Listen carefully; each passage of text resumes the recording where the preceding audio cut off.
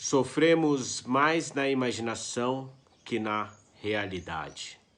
Quando Sêneca pronunciou essa frase, creio eu que ele, de certa forma, já estava falando sobre a nossa vilã de hoje, a ansiedade.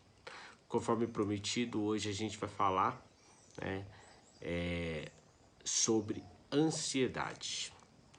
O que é ansiedade, na verdade? Não é mesmo?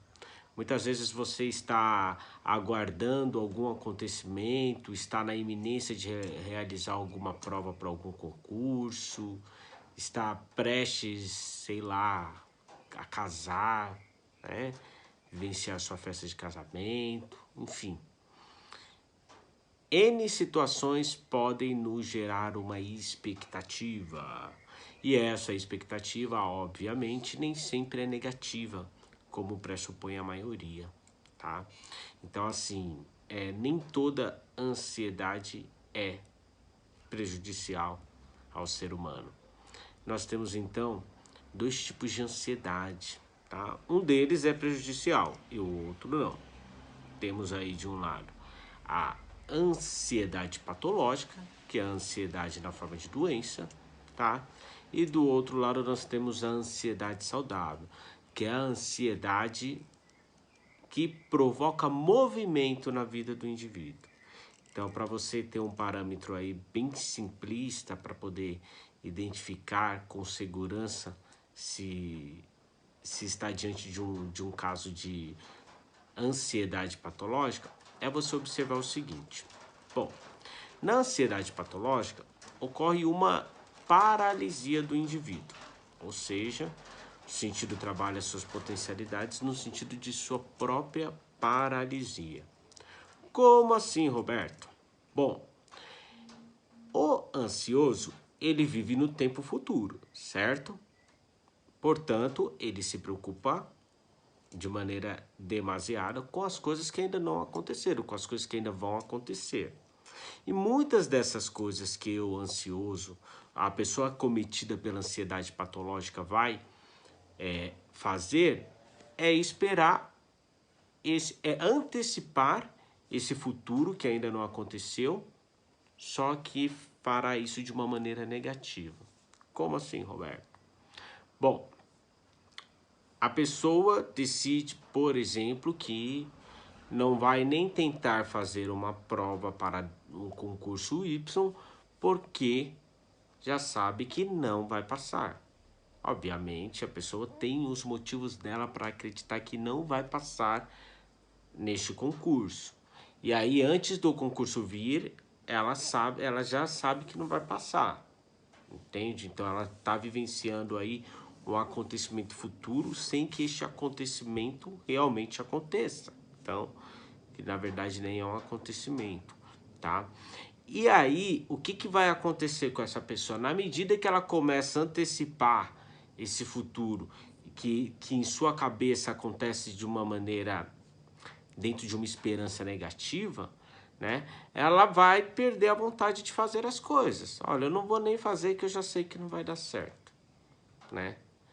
E aí, quando isso vai atingindo um grau um pouco mais aprofundado, a pessoa começa a antecipar situações, né? Tá ali dentro de casa, tranquila, começa a sentir que alguma coisa ruim vai acontecer, né? Muitas vezes começa a se sentir perseguido, começa a colocar grades na casa, que vai determinar aí as crenças negativas que vão orientar essa antecipação do futuro de uma maneira negativa, é a própria experiência da pessoa.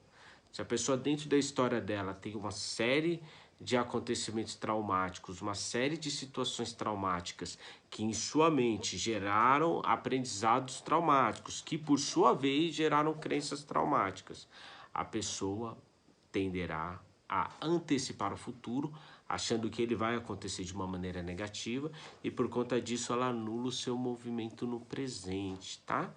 Então a gente está diante aí de uma ansiedade patológica. Por quê? Porque ela leva a pessoa a uma paralisia, tá bom? Bom, dentro deste contexto da ansiedade patológica, uma pessoa que tem aí as suas habilidades, as suas potencialidades, ela precisa dar movimento para essas potencialidades. E mais do que movimento, ela precisa dar direcionamento, tá? Se ela não dá um direcionamento para suas potencialidades, ela começa a trabalhar contra a própria pessoa e aí se transforma em morbidez. Então, uma pessoa muito racional, por exemplo, que raciocina de maneira bem direta sobre as coisas, ela vai começar a usar toda essa capacidade de racionalidade dela dentro da condição traumática que ela está experimentando, tá? Então, ela vai construir dentro da cabeça dela realidades que ainda não aconteceram de uma maneira bem organizada, tá? Bem racional. E isso, obviamente, vai fortalecer ainda mais a crença dela no futuro ruim, tá? E aí, nesse caso, a gente vê como que a potencialidade está sendo orientada contra a própria pessoa. Por quê? Porque a pessoa não está dando direcionamento, tá bom? Então, voltando à velha questão do autoconhecimento. Quanto mais você se conhecer, mais difícil você vai ser presa da ansiedade patológica, tá? E claro, paralelamente, a gente também tem a ansiedade saudável. O que é ansiedade saudável, Roberto? A ansiedade saudável é aquela que dá movimento para a tua vida, tá? Então, assim, tô aqui, tô fazendo minhas coisas, tô no meu trabalho, tal, mas estou dando aquele gás. Para quê? Para buscar uma promoção, tá? Esperando que essa promoção ocorra no futuro, eu dou uma força a mais, né, naquilo que eu faço diariamente, procurando fazer o melhor que eu posso para quê? Vislumbrar lá na frente uma espécie de recompensa, mas não é bem uma recompensa, tá? É o produto do seu próprio esforço. Então, a pessoa se movimenta baseado numa expectativa positiva de que algo muito bom vai acontecer com ela lá na frente.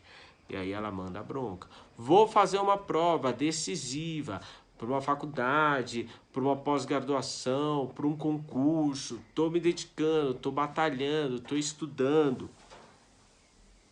Estou me esforçando porque estou visualizando ali na frente algo bom acontecendo comigo. Então vocês podem observar que nem sempre a antecipação do futuro é ruim, tá? Tudo é uma questão de sentido. Vê o sentido que você está dando para suas preocupações.